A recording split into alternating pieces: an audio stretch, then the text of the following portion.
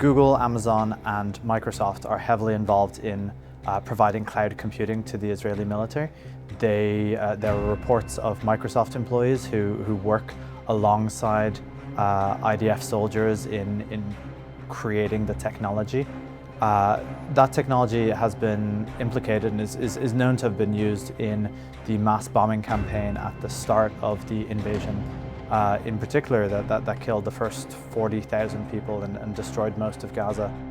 Israel has built that advanced software in order to enable mass targeting, for example, for the Where's Daddy campaign, where they attempt to check when militants arrive home so that they can kill not only the militants but drop a bomb on their entire families, on their neighbors. There's a pipeline from soldiers in the IDF into Silicon Valley where they make their way through tech startups. They have huge centers in Israel which were made up from companies that they acquired. So Meta, for example, has 800 staff in Tel Aviv.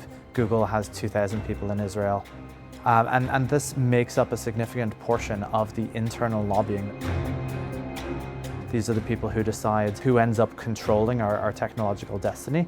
It's no coincidence that Peter Thiel and companies that he's funded, such as Palantir, have been enabled to go so far because there's a huge amount of money from people who have this extreme far right, and they are very much aligned with the Israeli objectives.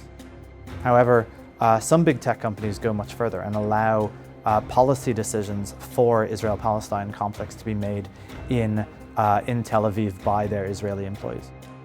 The Israeli offices of Google and Meta that make policy decisions about what kind of content is allowed.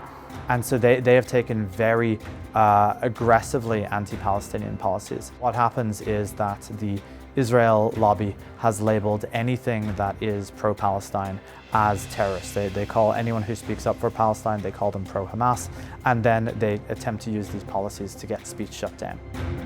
In the case of Meta, Jordana Cutler was someone who worked for the Likud party, and she has been hired for Meta as a member of the policy staff. Meanwhile, Meta's chief information security officer, really the top of the organization that makes policy decisions, is a former IDF soldier. His name's Guy Rosen, he lives in Tel Aviv, and this is the person who decides on what information people around the world are able to see. It's very straightforward to see how this control gets embedded within these big tech companies.